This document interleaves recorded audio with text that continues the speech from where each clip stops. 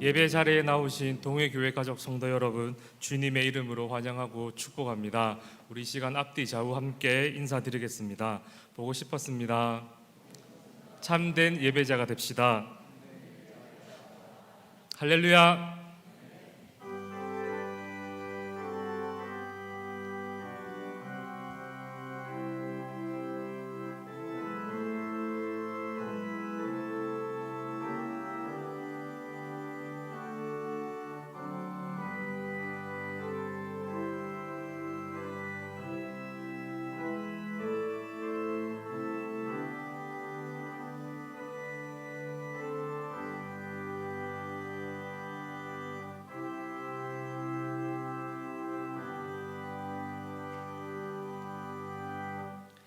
사랑과 내가 충만하신 하나님 아버지, 한 주간도 지켜주시고 이렇게 예배 드릴 수 있도록 모든 상황과 형편을 허락해 주셔서 너무나 감사를 드립니다. 이 시간 온 마음을 다해 주님께 예배 드리오니 한량없는 은혜를 베풀어 주시옵소서. 아직 도착하지 않은 발걸음도 지켜주시고 온라인으로 드리는 모든 성도들에게도 동일한 은혜를 허락하여 주시옵소서. 감사를 드리며 살아계신 예수님의 이름으로 기도드립니다. 아멘.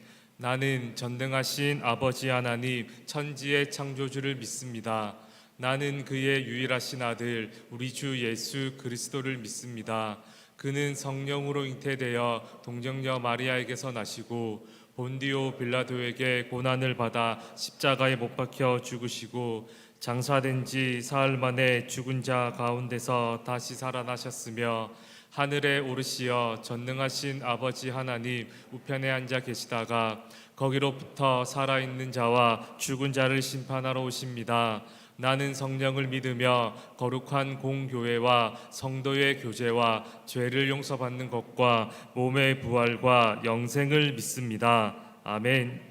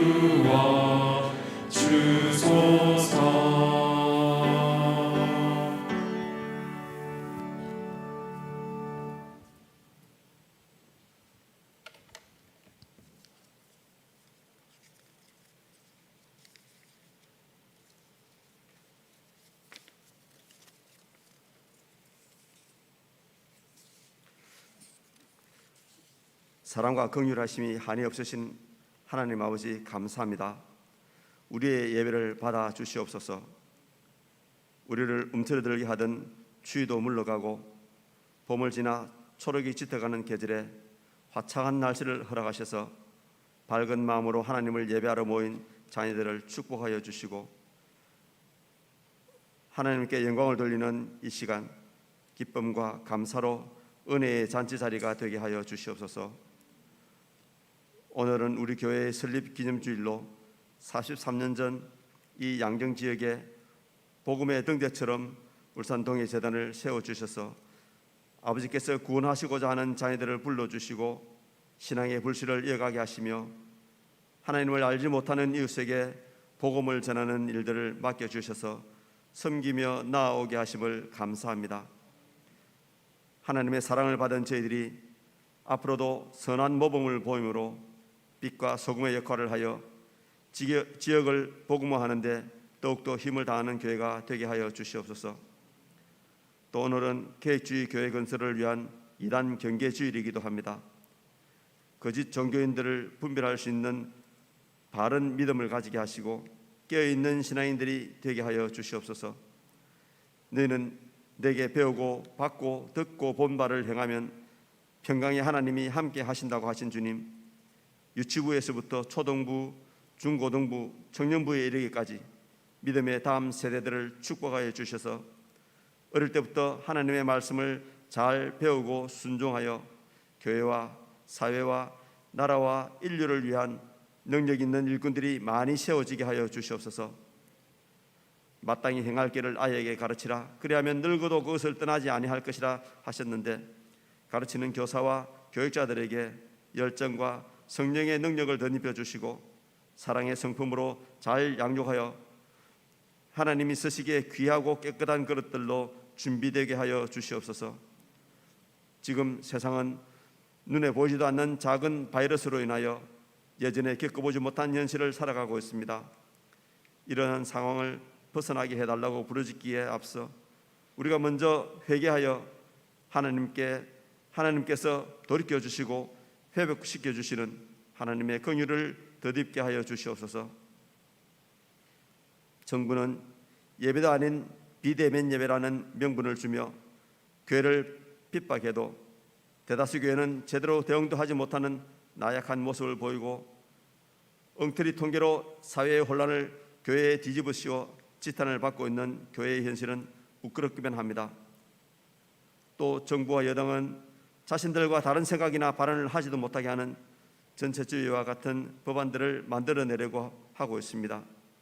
포괄적 차별금지법, 동성애 합법화, 학생인권 기본조례 등 하나님의 창조 질서를 부정하면서 미사 여구를 동원한 나쁜 인권 조례들을 제정하기 위하여 치밀하게 추진하고 있는 악의 무리들을 주님 외면하지 마시고 징계하셔서 돌아서게 하여 주시옵소서. 노아의 때와 같이 사람들은 악해지고 있습니다. 소돔과 고모라처럼 의인 10명이 없어 망하게 되는 우리나라가 되지 않게 하여 주시옵소서. 오직 공법을 물같이 정의를 하수같이 흘리라고 하신 말씀 따라 하나님이 만드신 질서를 무너뜨리는 세력들에 맞서 순교의 삶을 살아간 어려운 선진들의 담대한 믿음을 담게 하여 주시옵소서. 선교의 나라로 사용하시는 이 나라를 주님 고쳐 주시옵소서. 하나님의 말씀을 들고 단위에 서신 사자 목사님의 입술을 주장하셔서 성도들이 하나님의 백성으로 살아가기에 부족함이 없는 능력의 말씀으로 허락하여 주시옵소서. 병중에 있는 성도들을 치료하여 주시고 마음이 상한 가족이나 낙심하여 믿음과 동떨어진 생활을 하는 자들이 있다면 주님 찾아가셔서 어루만져 주시고 위로하여 주셔서 주님의 사랑을 회복하게 하시며 다시금 주님을 모시고 기쁨을 누리며 살아가게 하여 주시옵소서. 예배 중에 신앙의 고백으로 올려드리는 집사님의 찬양을 기뻐 받아주시고 여러 모양으로 예배를 돕는 정성들도 받아주시며 축복하여 주시옵소서. 신령과 진정으로 드리는 예배자들을 하나님의 뜰 안에 심겨진 나무같이 청정하게 하시고 하나님의 자녀들이 은혜로 번성하게 하셔서 하나님께 소망을 두고 낙심하지 아니하며 자족하는 하늘의 신령한 복을 누리게 하여 주시옵소서. 하나님의 아들이 십자가에 죽으심으로 사망과 생명을 맞바꿔 주셔서 구원의 은혜를 주신 예수님의 이름으로 기도드립니다. 아멘.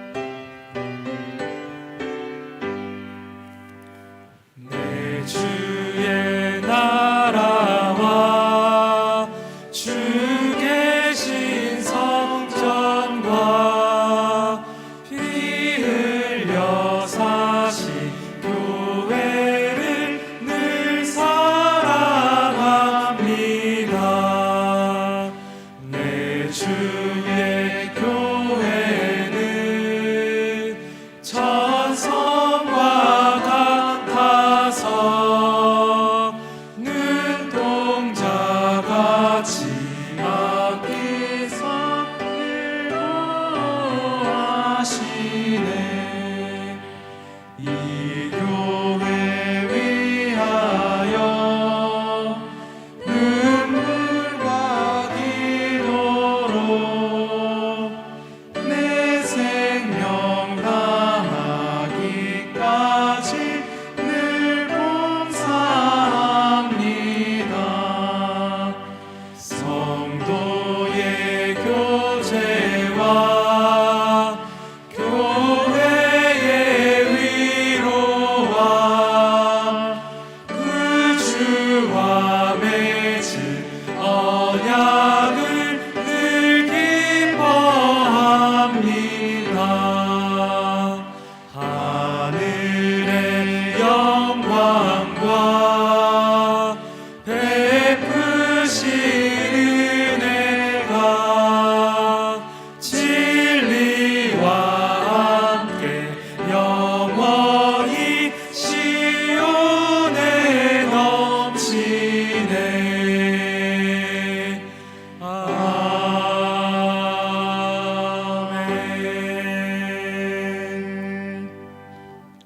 감사 제목 올려드립니다. 주의 전에 나와서 예배 드리게 하심을 감사드립니다.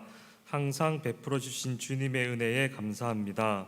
울산 통회교회와 늘 함께 하신 하나님 감사합니다. 우리 가정에 은혜 주시는 하나님 감사합니다. 자녀들이 주님을 늘 함께 하심으로 믿음의 길 걸어가게 하시니 감사합니다. 창립주일 예배를 드리게 하심을 감사드립니다. 43주년 하나님 은혜에 감사합니다. 교회 설립 43주년 감사드립니다. 43주년 교회 설립 주일을 지키게 하시니 감사합니다. 교회 설립 주일을 감사드립니다. 교회 설립 43주년 감사합니다. 우리 교회를 통해 예수님이 증거되며 하나님 영광 받아 주옵소서. 이사 예배와 신방을 감사드립니다. 생일 감사합니다. 하나님 크신 은혜에 감사드립니다. 은혜로우신 하나님 범사에 감사드립니다. 범사에 감사합니다. 사랑과 은혜가 많으신 하나님 아버지, 이 감사의 제목을 올려드리오니 이 감사 제목 위에 더욱 풍성하신 은혜와 복을 허락하여 주시옵소서. 이 시간 11조 선교, 건축, 구제, 자각 헌금을 드립니다. 이 헌금을 통하여 주님의 뜻이 온전히 이루어지는데 귀하게 사용되게 하여 주시옵소서. 감사를 드리며 예수님의 이름으로 기도드립니다. 아멘. 본문 말씀을 함께 찾겠습니다. 요한복음 14장 16절부터 17절입니다.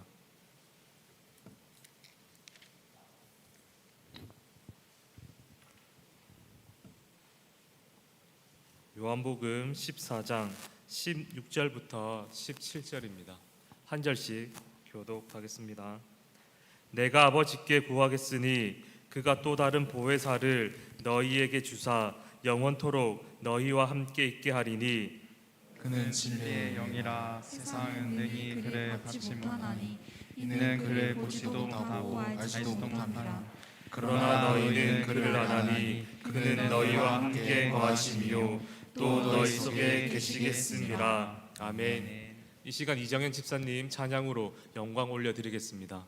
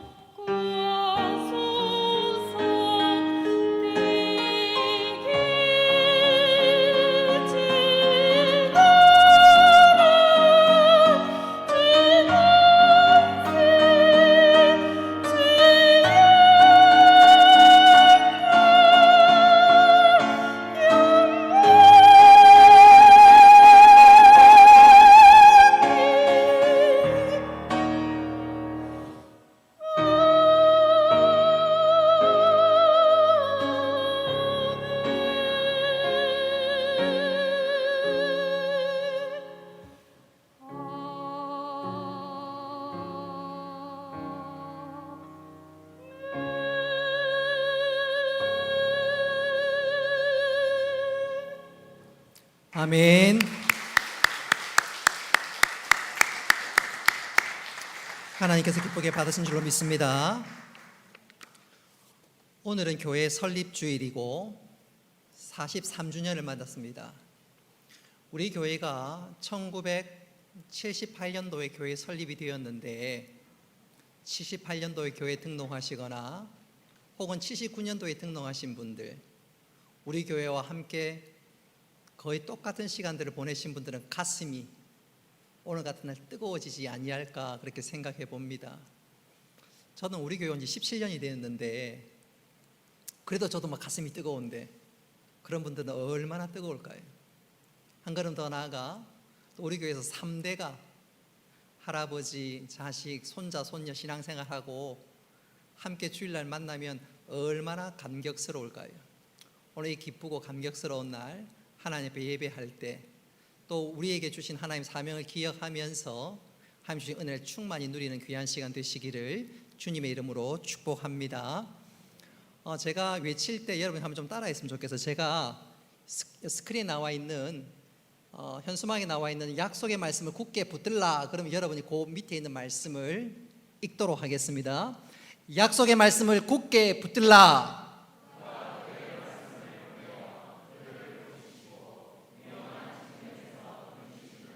아멘.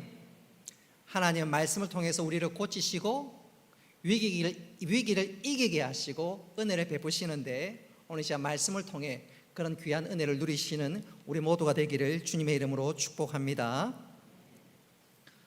그가 또 다른 보이사를 너에게 주셨으니 라는 제목으로 말씀을 전하도록 하겠습니다. 방금 말씀드린 그대로 우리 교회가 설립 43주년을 맞았습니다. 교회의 설립은 성령님의 강림과 상관이 있지요. 사도행전 2장에 보면 성령님의 강림하심으로 말미암아 이 땅에 교회가 세워졌습니다. 그래서 이 교회 설립주일은 또 교회는 성령님과의 관계 결코 떼어놓을 수가 없습니다. 특별히 5월 넷째 주일이 성령 강림 주일인데 오늘 이 시간에는 교회 설립주일과 또 이 성령 강림과 상관하여서 말씀을 전할 때 오늘 이 말씀이 여러분의 큰 은혜와 도전이 되고 또 지난 43년들을 돌아보면서 이것이 영적 디딤돌과 발판이 되어서 남은 때 역시 하나님을 기쁘시게 하는 일들과 열매들이 많아질 수 있기를 주님의 이름으로 축복합니다. 삼위일체 하나님 성령님께서 이 땅에 강림하실 때는 성자 예수님이 이 땅에 오셨을 때와는 그 양상이 굉장히 달랐습니다. 성자 예수님께서 이 땅에 오셨을 때는 정말로 조용하게 마리아 품을 통해서 오셨습니다. 그러나 성령 하나님께서 이 땅에 오실 때는 완전히 그 양상이 달랐습니다. 사도행전 2장 1절로 4절 말씀 우리 같이 한번 읽어보겠습니다. 시작. 오순절 날이 이미 이름에 저희가 다 같이 한 곳에 모였더니 호련히 하늘로부터 급하고 강한 바람 같은 소리가 있어 저희 앉은 온 집이 가득하며 불의 혀같이 갈라지는 것이 저희에게 보여 각 사람 위에 임하여 있더니 저희가 다 성령의 충만함을 받고 성령이 말하게 하심을 따라 다른 방언으로 말하기를 시작하니라. 아멘. 성령님의 오심은 성자 예수님의 오심과 그 양상이 완전히 딴판이고 다르지요. 초자연적인 현상과 함께 성령님이 강림하셨습니다. 그리고 성령의 강림하심으로 말미암아 이 땅에 교회가 세워지고 또 복음이 땅끝까지 전해졌습니다. 우리는 성자 예수님이 오신 성탄절 그날을 거창하게 지내고 또 화려하게 지나고 또 세상 사람들에게 그것을 나타내기는 하지만 성령님이 오신 성령 강림 주일에 대해서는 그렇지 못할 때가 있습니다. 아니, 일부 교인들은 그런 절기도 있었어? 그렇게 되묻는 분들도 있습니다. 여러분, 성령 강림 주일이 왜 중요하냐면 성령 강림하심으로 말미암아 아까도 말씀드린 그대로 이 땅에 교회가 세워졌고 복음이 땅끝까지 전해지고 있기 때문에 그렇습니다. 오늘 이 시간에는 이 땅에 강림하신 성령님, 그 성령님은 이 지상에 강림하셔서 어떤 일을 하셨는지, 무엇 때문에 강림하셨는지 오늘 그것을 이 시간 살펴보려고 합니다. 특별히 우리가 그것에 앞서서 오늘 말씀해 보면 성령님의 또 다른 이름 보혜사란 말을 우리가 한번 주목해 보아야 되겠습니다. 이 보혜사라는 말은 성령님이 하시는 일, 소위 역할에 대해서 말씀하는 말인데, 성령님은 이 보혜사란 말 그대로 여러 가지 일들을 하십니다. 예컨대 우리를 위로해 주시는 위로자, 또 상담해 주시는 상담자, 도와주시는 헬퍼, 충고하시는 충고자, 대변자, 협력자, 이런 모든 말들이 바로 보혜사란 말 속에 다 들어가 있습니다.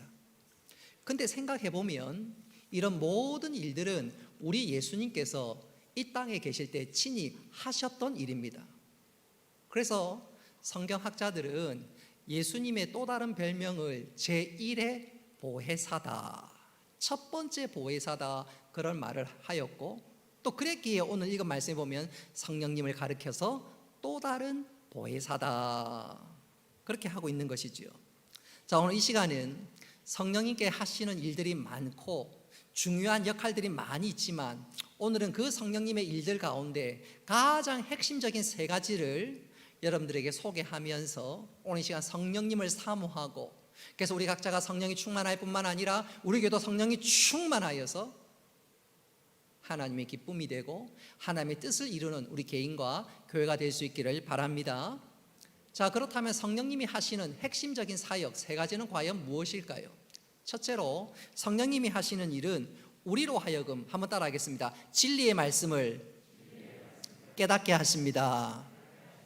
성령님이 하시는 첫 번째 가장 핵심적인 일은 우리로 하여금 진리의 말씀을 깨닫게 하십니다. 자, 우리 26절 말씀을 함께 읽어보도록 하겠습니다. 26절 시작. 보혜사 곧 아버지께서 내 이름으로 보내실 성령, 그가 너희에게 모든 것을 가르치시고 내가 너희에게 말한 모든 것을 생각나게 하시리라. 아멘. 자, 오늘 26절에 보니까 모든 것을 가르치시고, 또 26절 맨 마지막에 모든 것을 생각나게 하시리라. 이 말씀 그대로 성령님이 하시는 가장 핵심적인 역할 중에 하나는 우리로 하여금 진리를 깨닫게 해 주십니다. 예컨대 예수님의 제자들은 3년 동안 예수님을 힘써 따라다녔습니다. 그럼에도 불구하고 그들은 주님이 하시는 말씀의 의미를 제대로 깨닫지를 못했습니다. 그래서 복음서를 읽어보면 마태, 마가, 누가, 요한복음을 읽어보면 예수님이 제자들에게 질문을 하나 던지면 자들이 그 질문의 내용을 이해하지 못하고 동문서답할 때가 종종 있습니다. 뿐만 아니라 제자들은 십자가의 의미도 잘 깨닫지 못했습니다. 그래서 예수님이 십자가에 달린 것을 보고 그 의미를 제대로 이해하지 못해서 대속의 죽음을 이해하지 못하고 그것은 수치스러운 죽음이다, 저주스러운 죽음이다, 그래서 다 도망가고 부인하기까지 했습니다. 뿐만 아니라 제자들은 부활의 의미도 제대로 깨닫지 못했습니다. 심지어 그들은 예수님의 부활을 목격하면서 기뻐했지만 그 속에 담겨있는 엄청난 축복의 의미를 깨닫지 못하고 사명을 잊은 채 갈릴리에서 물고기 잡는 그런 수준으로 전락하기까지 했습니다. 예수님 말씀도 이해하지 못하고 십자가의 의미도 모르고 부활에 담긴 축복은 아예 생각도 못했던 그 제자들, 근데 그들이 완전히 바뀌게 됩니다. 말씀도 깨닫고 십자가의 의미를 확실히 붙잡고 부활의 능력을 힘입어 살아가는 사람으로 바뀌게 되는데 그 분기점이 무엇이냐? 그것은 바로 성령님이 오신 이유였습니다. 성령님이 오시고 강림하시자 그대로 완전히 달라졌습니다. 예컨대 복음서를 읽어보면, 사복음서를 읽어보면 제 아들의 수준이 겨우 보면 예수님이 왕이 되거든 저를 오른편 왼편에 앉혀주십시오. 어떻게 하면 높아질까? 어떻게 하면 소위 세상에서 잘 나갈까? 그런 수준에 머물던 자들이 사도행전을 읽어보면 사람이 완전히 딴판이 됩니다. 복음을 전하다가 핍박을 받고 매를 맞고 심지어 피투성이가 되어도 오히려 그것을 기뻐하고 오히려 담대하게 복음을 증거하는 사람이 되었습니다. 어떻게 그게 가능하게 되었느냐? 성령님이 강림하심으로 말미암아 진리가 무엇인지 깨닫게 되니까 복음이 무엇인지, 십자가가 무엇인지, 부활이 무엇인지 깨닫고 나니까 사람이 완전히 달라지게 되었습니다. 그래서 깨닫는 것이 얼마나 중요한지 모릅니다. 자, 성령님께서 이렇게 깨닫게 하시는 사역을 가르쳐서 바로 성령의 조명이라고 합니다. 조명. 여러분 조명 잘 알지요? 깜깜한 밤에 서치라이트가 비춰지면 어떤 것들이 환하게 보이지요. 영적도 마찬가지입니다. 성령님께서 우리를 조명해 주시면 우리가 깨닫게 되고 바로 그것이었군요 알게 됩니다. 이 성령님의 조명과 관련해서 이 성령님의 조명은 크게 두 가지 면에서 우리에게 은혜를 베푸십니다. 첫째는 중생, 바로 거듭남과 상관이 있습니다. 거듭남과 관련이 있습니다. 에베소서 2장 1절로 3절 말씀을 읽어보면 우리는 허물과 죄로 죽었던 사람입니다. 죽을 뻔한 사람이 아니라 죽었던 사람입니다. 시체라 그 말이에요. 그런데 우리가 생명을 얻게 되고 영생을 얻게 되고 하늘의 소망을 누리며 살아가게 되는 사람은 완전히 변하게 되는데 그것이 왜 그런가? 그것이 바로 성령의 조명하심 때문입니다. 할렐루야. 그래서 고린도전서 12장 3절 이 사실을 분명하게 말씀하고 있는데 제가 한번 읽어보겠습니다. 스크린에 나와 있습니다. 또 성령으로 아니하고서는 누구든지 예수를 주시라 할 수 없느니라. 성령님께서 우리를 감동시켜 주시고 조명하여 주심으로 말미암아 주님 저에게 은혜를 베풀어 주시고 긍휼을 베풀어 주시고 오 주님, 그래서 우리가 구원받게 되는 거지요. 할렐루야. 성령의 조명하심이 이런 놀라운 은혜, 허물과 죄로 죽었던 우리를 살려주시는 놀라운 은혜의 자리로 인도하십니다. 서울의 한 목사님께서 자기 교회 성도인, 집사님이 되신 분에 대한 내용을 간증한 적이 있습니다. 이분은 대학 강사로, 젊은 시절에 대학 강사로 어느 날 서점에 들렀습니다. 그도 그럴 것이 그분이 미국에서 유학을 했던 것 같은데 미국에 가보니까 대부분의 사람들이 다 주일날 교회를 가고 심지어 한인들도 교회를 중심으로 생활을 하다 보니까 한국에 와서 그래 내가 미국에 살다도 왔는데 그래도 교양적으로나마 성경에 대해서는 정말 알아보자. 그리고 서점에 가서 성경을 샀습니다. 그 집으로 돌아와서 성경을 딱 폈는데 여러분 창세기 1장 1절이 뭐죠? 태초에 하나님이 천지를 창조하시느니라. 원어 히브리 말은 이렇습니다. 브리스트 바라 엘로임 하샤마임 에트 하에리치. 태초에 하나님이 천지를 창조하시느니라. 근데 놀라운 것은 그 말씀을 읽는데 그게 그대로 믿어지는 거예요. 그 말씀이 그대로 믿어지는 거예요. 갑자기 눈이 딱 열리면서 아 그렇구나. 창조주가 계시고 그분이 하나님이시고 그분이 이 모든 것을 만드셨구나. 그게 그냥 그대로 깨달아지고 믿어지더랍니다. 그분은 유학파 박사님입니다. 그는 질환론도 잘 알고 소위 우주의 빅뱅 이론도 잘 아는 분입니다. 근데 그게 어디로 날아갔는지 다 날아가 버리고 그냥 성경 한 구절, 태초에 하나님이 천지를 창조하시느니라, 그 말씀에 고개가 끄덕끄덕대고 그냥 믿어지더랍니다. 어떻게 그게 가능할까요? 고린도전서 12장 3절 말씀 그대로 성령님께서 그의 마음에 조명하심으로 말미암아 깨닫게 되고 그 말씀으로 인하여 영생을 얻고 구원받은 줄 믿으시기를 바랍니다. 그분이 나중에 집사까지 되셨습니다. 성령의 조명하심은 우리로 하여금 중생, 거듭나게 만들어 주십니다. 뿐만 아니라 성령의 조명하심은 우리로 하여금 말씀이 더 잘 깨달아질 수 있도록 우리 가운데 역사해 주십니다. 여러분들도 그런 체험들 다들 있을 거예요. 평소와 다름없이 성경을 읽습니다. 잘 아는 말씀입니다. 늘 읽었던 말씀입니다. 아니, 목사님 통해서 들었던 말씀이기도 합니다. 심지어 내가 암송하는 말씀이기도 합니다. 너무너무 익숙한 말씀입니다. 근데 그날만큼은 평소와 달리 그 말씀이 가슴에 와 닿고 부딪히는 거예요.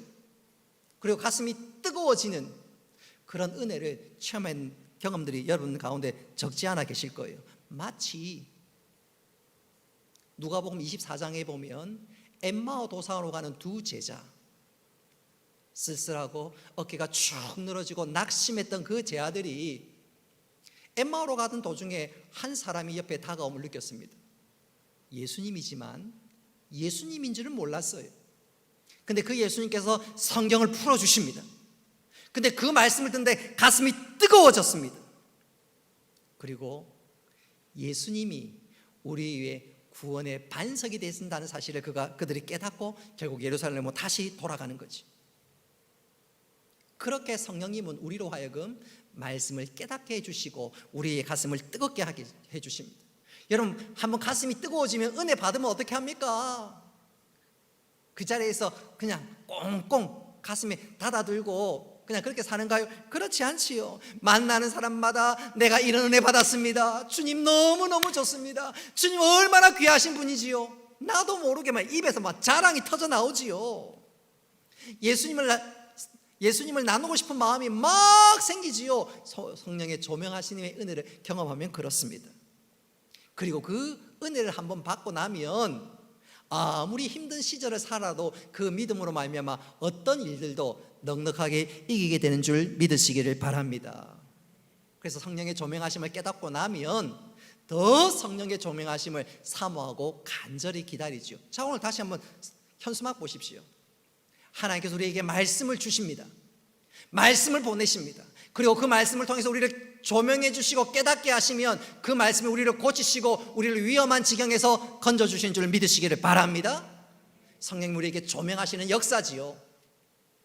여러분, 우리가 성령의 조명하심을 간절히 사모하는 가운데 진리를 깨달을 뿐만 아니라 받은 은혜로 우리가 어떤 일을 만나든지 넉넉하게 이기는 믿음의 사람 되시기를 주님의 이름으로 축복합니다.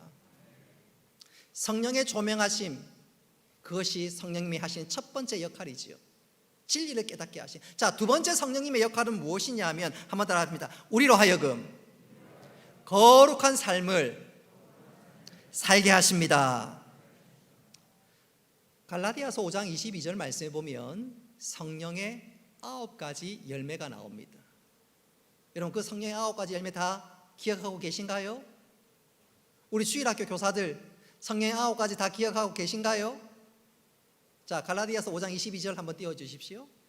성령의 9가지 열매 다시 한번 읽어봅시다. 시작. 사랑, 희락, 화평, 오래 참음, 자비, 양성, 충성, 온유, 절제.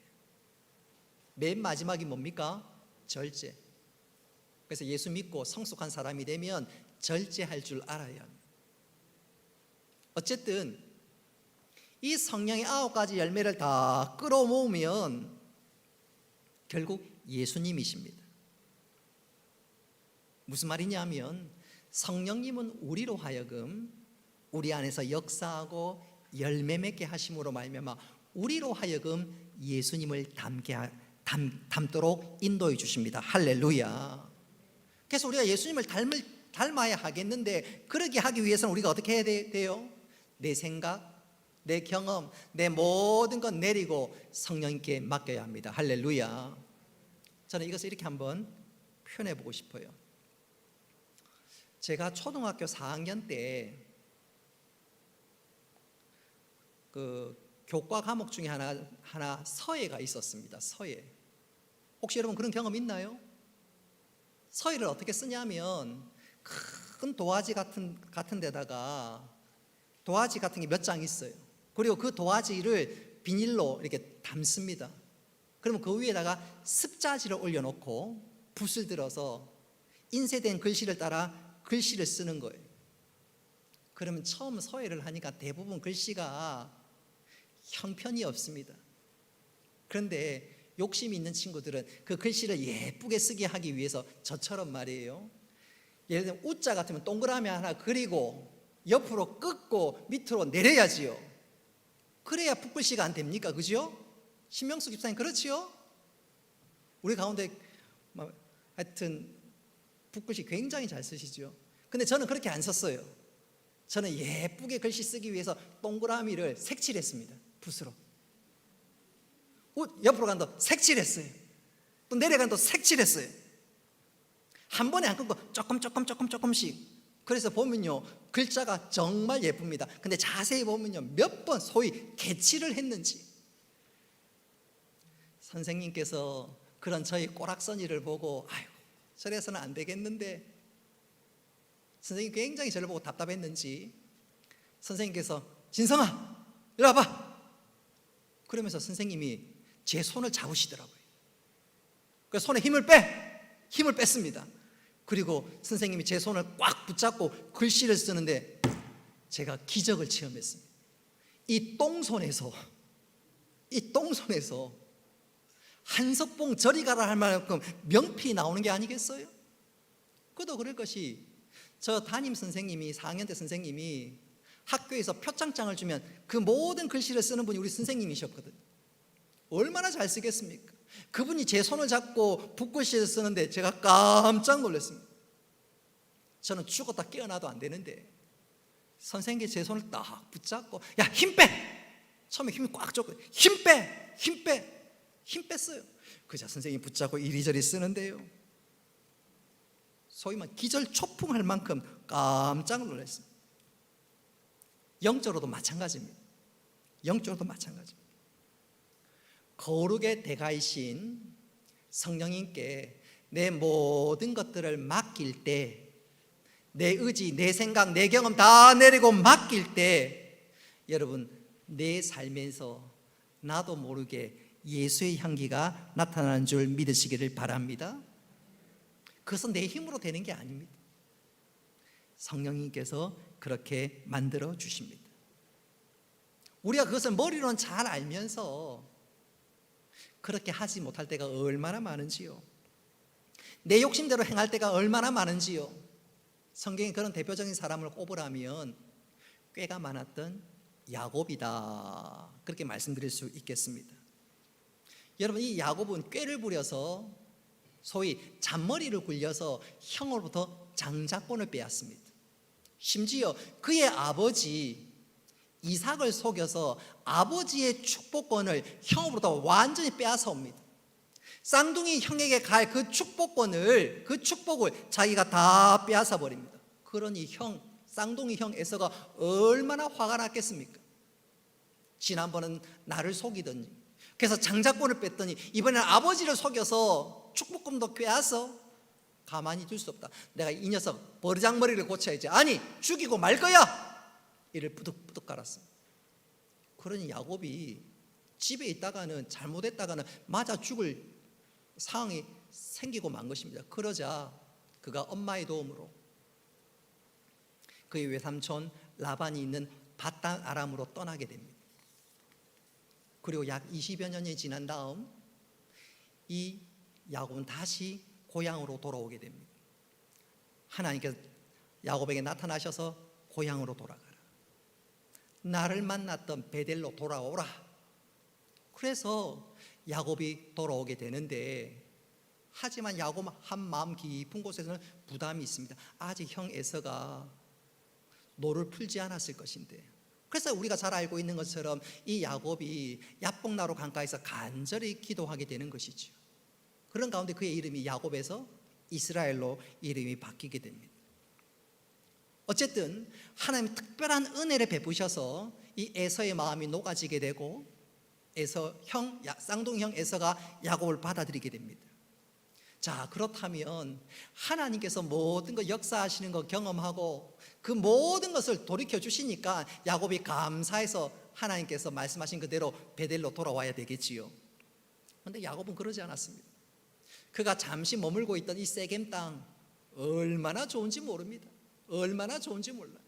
그래서 여기가 좋사오니 하고 하나님의 말씀에 순종하지 않습니다. 내 생각대로 내 경험대로 그냥 추진해버리는 거예요.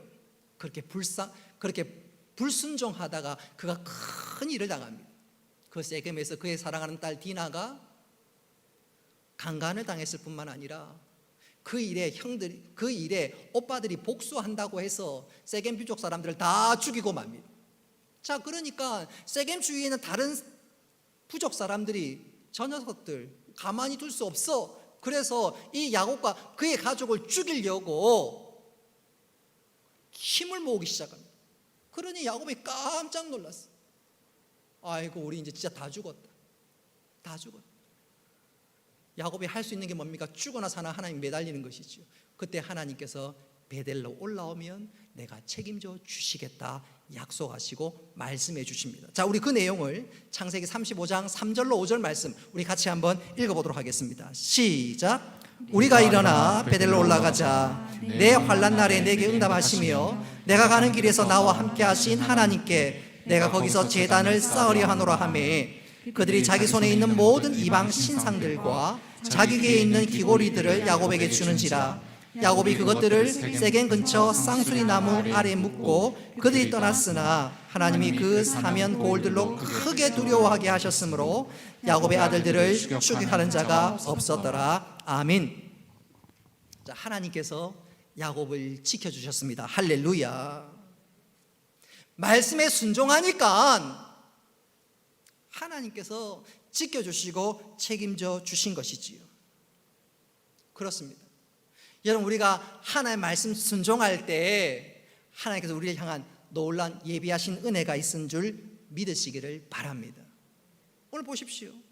문제는 사고를 야곱이 쳤지만 하나님께서 다 해결해 주셨습니다. 내 생각과 하나님 생각이 다를 때 내 생각 내려놓고 하나님께 순종해야 합니다. 제가 여러 번 강조합니다마는 여러분, 하나님의 말씀과 내 생각이 다를 때 여러분 누가 틀렸지요?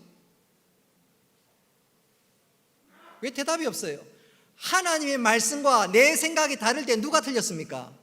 백발백중 내가 틀렸습니다. 그때 내 생각을 내리는 거예요. 내 생각을 내리는 거예요. 내 경험을 내리는 거예요. 그리고 하나님의 말씀에 순종하면 여호와 이레 하나님께서 당신이 하신 말씀 땅에 떨어지지 않고 책임져 주시고 은혜 베풀어 주시는 줄 믿으시기를 바랍니다. 내 마음과 생각이 끊임없이 이래야 되는데 근데 하나님께서 그게 아니라고 말씀하십니다. 그럴 때가 얼마나 많은지 몰라요. 자, 그렇다면 성령님께서 깨닫게 해주시는 생각과 내 마음의 생각 어떻게 구분할 수 있을까요? 내 안에 온갖 생각이 들지요. 이 생각도 들고 저 생각도 들고 어떤 게 하나님이 원하시는 생각인지 하나님의 마음인지 뜻인지 구분할 수가 있을까요? 여러분, 사람의 마음은 본질적으로 어둡고 부패합니다. 육체의 소욕을 쫓아 행합니다. 그래서 결코 하나님을 기쁘시게 하지 못합니다. 근데 성령님은 그런 우리의 육체의 소욕을 다 내려놓게 만드십니다. 그리고 하나님의 말씀에 순종하게 합니다. 그러니까 내 마음의 생각과 하나님의 말씀이 늘 충돌하는 거예요. 그래서 갈라디아서 5장 17절 말씀은 이렇게 말씀합니다. 우리 같이 한번 읽어보겠습니다. 시작. 육체의 소욕은 성령을 거스리고 성령의 소욕은 육체를 거스리나니. 성령의 소욕과 육체의 소욕이 항상 충돌합니다. 그 순간 어떻게 해야 됩니까? 내 소욕들, 내 육체의 소욕들, 육체의 경향들 다 내려놓아야 합니다. 그렇게 내려놓을 때 하나님께서 내 삶 가운데 역사하시는 놀라운 은혜를 경험하게 될 줄 믿으시기를 바랍니다. 예컨대 사도행전 16장에 보면 그것이 구체적으로 나타납니다. 당시 사도 바울은 복음을 열심히 전하는 하나님의 사람이었습니다. 당시 바울은 소아시아 지역에 복음 전하기 원했습니다. 당시 아시아는 오늘날 아시아가 아니고 지도를 펴놓고 보면 터키 지역, 서쪽 해안 지역을 의미합니다. 터키 그 서쪽 해안 지역에 보면 그 유명한 에베소를 비롯한 드로아 이런 도시들이 있으니까 사도 바울은 그 도시를 중심으로 전도하며 복음이 더 확장되지 않겠느냐. 그래서 사도 바울은 아시아에서 복음 전하기를 원했습니다. 근데 하나님께서 NO! 그러지 말고 내 말에 순종해. 빨리 그 바다를 건너서 유럽에 가서 복음을 전해. 그리고 빌립보로 부르셨습니다. 바울은 자기 생각, 자기 계획이 있었지만 그런 영적으로 민감한 사람이기 때문에 그 모든 것 다 내려놓았습니다. 그 순종함으로 말미암아 복음이 유럽에 전해지고 그리고 복음이 저 빨리 더 멀리 전해지는 놀라운 역사가 일어난 줄 믿으시기를 바랍니다. 사랑하는 성도 여러분, 성령님의 생각과 내 생각이 다를 때가 많아요. 그래서 나는 이렇게 하고 싶은데 성령님은 그렇게 하지 말라고 합니다. 그래서 하기 싫고 가기 싫고. 그러나 성령님의 말씀은 정확하고 성령님은 놀라운 은혜로 예비한 줄 믿으시기를 바랍니다. 그래서 우리가 내 생각 내려놓고 성령의 순종함으로 주의 놀라운 역사를 경험하고 누릴 수 있는 우리 모두가 될 수 있기를 주님의 이름으로 축복합니다. 자, 성령님이 하시는 세 가지 사역 한번 정리하면 제일 첫 번째가 뭐라 그랬지요? 우리를 진리의 말씀으로 인도하시고 깨닫게 하시고 조명하십니다. 그리고 두 번째 성령님이 하시는 일은 뭐라고요? 우리로 하여금 거룩한 삶을 살도록 인도해 주십니다. 마지막으로 성령님이 하신 세 번째 핵심적인 사역은 한번 따라 합시다. 우리로 하여금 예수 그리스도로 충만케 하십니다. 내 안에 예수 그리스도로 충만케 하시는 것이 성령님이 하신 세 번째 사역이다 그 말입니다.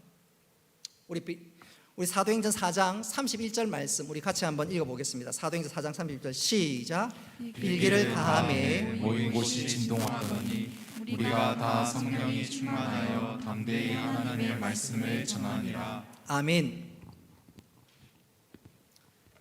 사도행전 4장 말씀을 읽어보면 예루살렘 교회가 위기를 만났습니다. 이 땅에 최초로 세워진 교회 예루살렘 교회가 위기를 만났습니다. 그 교회가 무너지거나 쓰러지면 그 다음에 교회는 없어요. 그래서 예루살렘 교회의 위기는 정말로 심각한 위기가 아닐 수 없습니다. 바로 그 위기의 순간 교인들이 어떻게 합니까? 기도하기 시작합니다. 근데 그 기도의 응답의 역사로 하나님은 어떤 은혜를 베푸시냐면 교인들로 하여금 예수 그리스도로 충만케 하십니다. 뭐 딴 거 주시면 좋겠는데 그거는 뭐 뒷전이고 예수 그리스도로 충만케 해주십니다. 그러니 교인들이 내 안에 예수 그리스도 충만하니까 여러분 그 세상의 그 무엇도 우리 주 예수 그리스도를 이길 수 없는 줄 믿으시기 바랍니다. 내 안에 예수 그리스도 충만하니까 제 아들이 주님과 동행할 때 얼마나 용기 백배하고 담대했습니까? 마찬가지지요. 내 안에 예수 그리스도 충만하니까 예수의 영으로 충만하니까 담대해집니다. 시련 앞에 굴복하지 않습니다. 오히려 그 시련을 앞에 두고서도 담대하게 복음을 전하고 전도하러 거리를 달려나갔습니다. 그렇습니다. 성령님은 우리로 하여금 예수 그리스도로 충만케 하시고 그 예수 그리스도 충만된 그 놀라운 삶을 통해서 우리가 어떤 일을 만나든지 넉넉하게 이기게 해주시는 줄 믿으시기를 바랍니다. 그래서 우리가 성령님을 사모해야 합니다. 성령님을 사모해야 돼요. 그리고 성령님을 사모해서 내 안에 예수 그리스도로 충만하면 애들 말로 게임 끝난 겁니다. 예수로 충만하면 어떤 것도 넉넉하게 이길 수 있습니다. 저는 이것을 이렇게 강조하면서 이제 설교를 서서히 마치려고 합니다. 18세기 미국의 영적 지도자, 대부흥사, 위대한 신학자요 목사인 분이 조나단 에드워드입니다. 당시 유럽에서 신생국가 미국에 뭐 대단한 석학이 있겠는가? 그럴 때 조나단 에드워드가 미국을 대표하는 지성이었고 목사요 위대한 신학자요 학자였습니다. 그분은 항상 시간을 정하여 하나님 앞에 기도하는 습관이 있었던 분입니다. 그러던 어느 날 하루 기도 시간이 되어서 예배당 근처 숲속에 가서 기도하기를 시작하는데 그날따라 하나님께서 그 조나단 에드워드에게 특별한 은혜를 베푸셨습니다. 하늘을 보는데 예수 그리스도의 은혜와 사랑이 가득한 것을 그가 목격하게 되었습니다. 예수 그리스도의 온유하시고 겸손하신 그 은혜가 얼마나 충만했는지 하늘 이 끝에서 저 끝까지 충만하면서 동시에 그 놀라운 은혜가 자기에게 쏟아 부어지는 것이 아니겠습니까? 바로 그 순간이었습니다. 그가 수십 년 동안 연구했던 신학, 수십 년 동안 생각했던 그 모든 개념들을 다 삼키고 말았습니다. 하나님의 은혜가 강같이 부어지는데, 폭포수처럼 부어주는데 이게 하나님의 은혜군요. 조나단 에드워드가 그 1시간 동안 그 놀라운 체험을 하는 동안 그가 눈물바다를 이루었습니다. 그리고 그 체험이 끝났을 때 그에게는 단 한 가지 소원밖에 없었습니다. 그가 이렇게 고백했습니다. 어떻게 하면 진토 같은 내가 그리스도를 순수하게 사랑할 수 있을까? 어떻게 그분께 내 모든 삶을 다 바치며 섬길 수 있을까?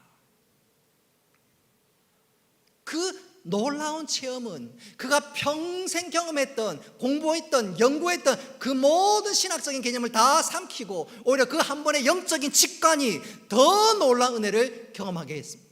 바로 그 경험이 그로 하여금 미국의 대각성 운동을 불러일으켰고 영적으로 침체에 가던 미국을 완전히 뒤집어 놓는 기초를 놓았습니다.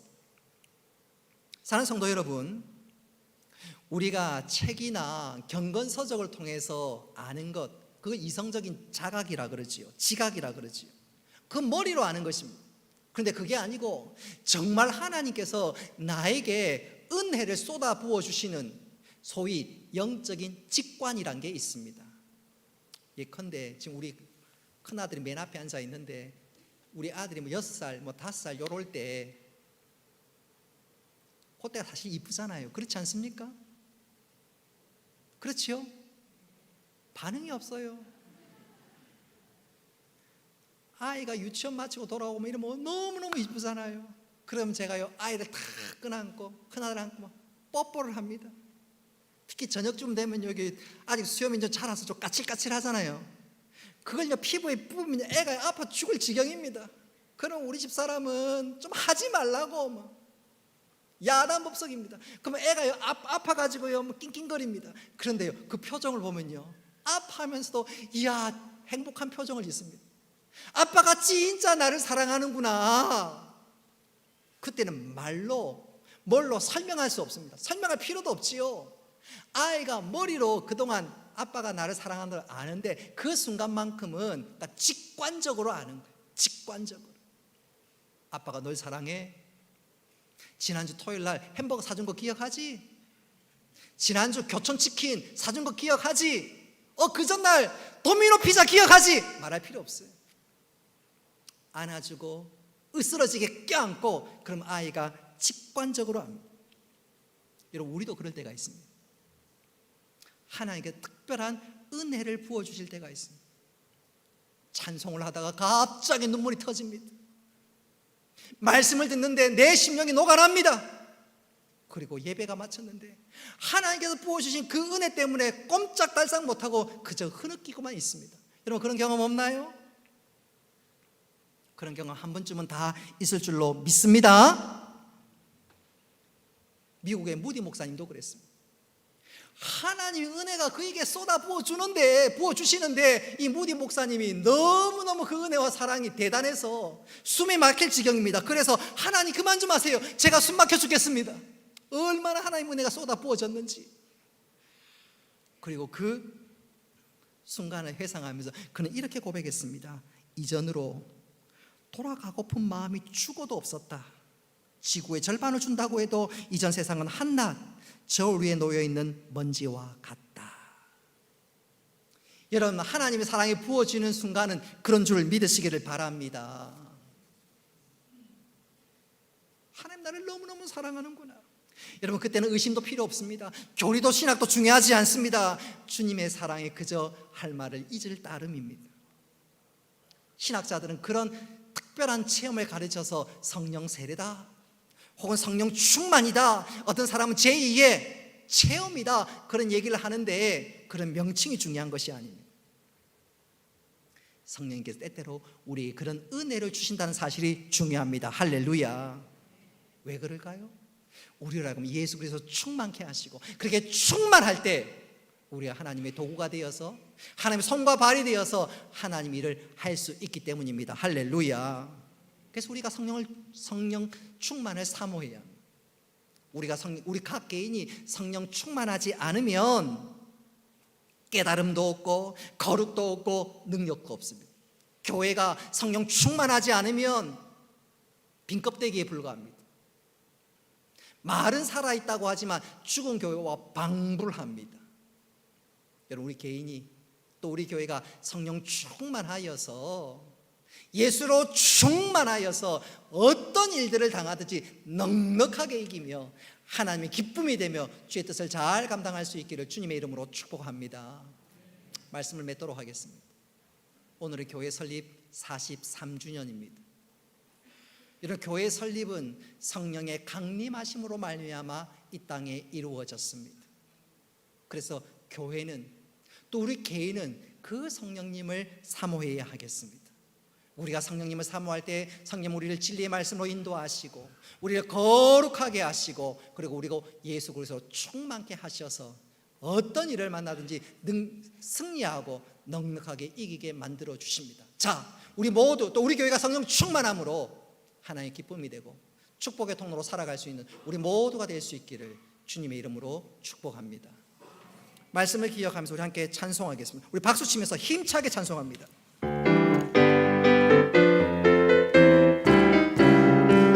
조금 빠른 템포로. 내가 매일 기쁘게 술래에게 행함은 주의 팔이 나를 안보하니요. 내가 주의 큰 복을 받는 잠든 이겨는 주의 영이 함께. 전에 죄에 빠져서 2절. 전에 죄에 빠져서 평안함이 없을 때 예수 십자가의 홀로 힘입어 그 발 아래 엎드려 참된 평화 얻는 주의 영이 함께함. 성령이 계시네. 할렐루야 함께 하시네.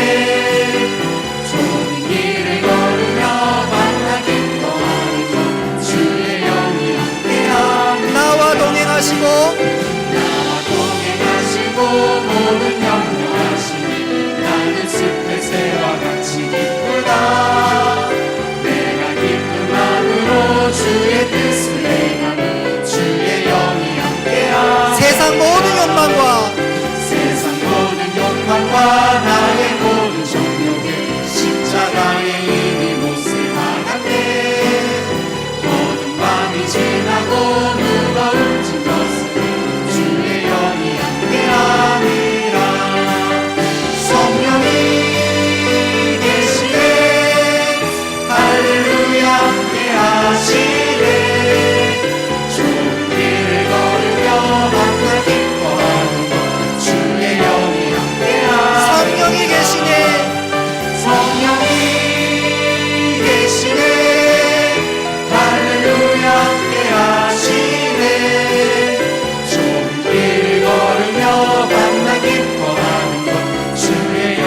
높이 들고 성령이 계시네. 천천히.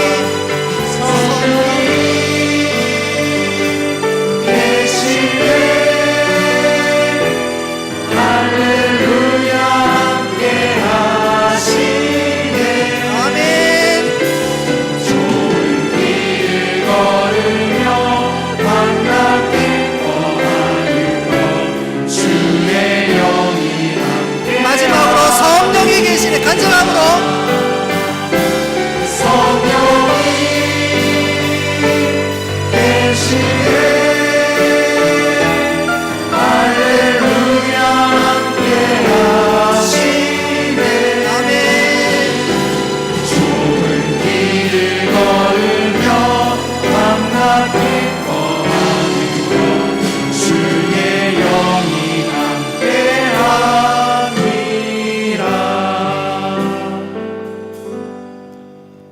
은혜로우신 아버지 하나님, 오늘 교회 설립주일로 지키게 하신 것 감사합니다.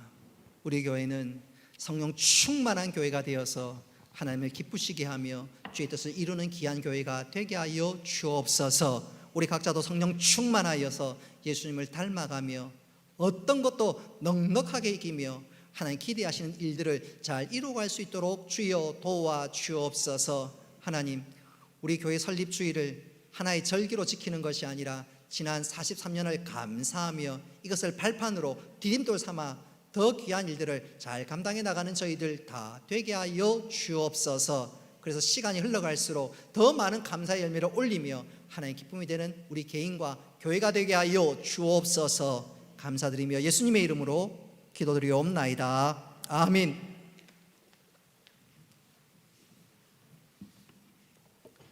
광고 드리겠습니다. 오늘은 교회 설립 주일로 지킵니다. 나가실 때에 준비한 선물이 있습니다. 하나씩 받아가시기를 바랍니다. 오전 2부 예배 후에 정기 재직회를 갖겠습니다. 정기 재직회 관계로 오늘 유아 세례 교육은 쉬도록 하겠습니다.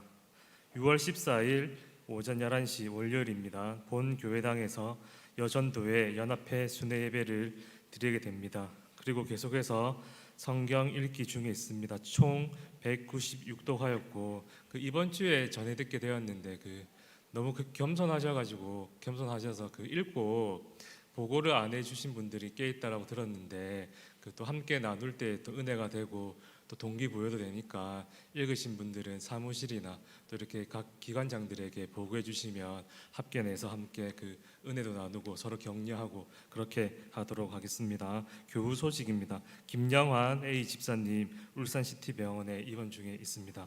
우리 다 같이 일어나셔서 송령하겠습니다.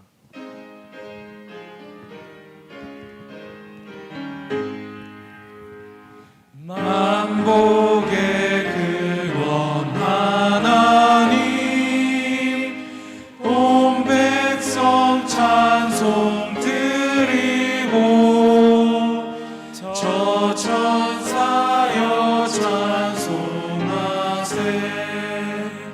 찬송 성부 성자 성령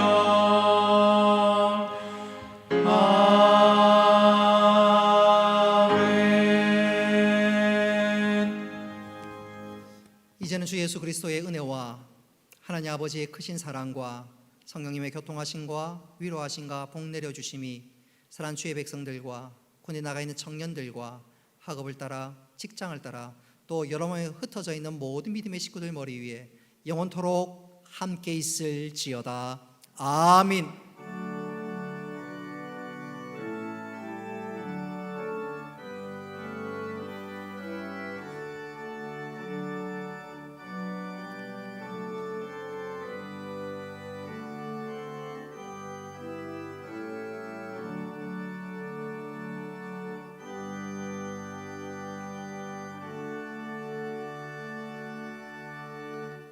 예배를 마쳤습니다. 우리 사랑하는 형제 자매들에게 축복하도록 하겠습니다. 옆 사람 쳐다보고 내 사랑과 마음을 다해서 너는 시냇가에 심은 나무라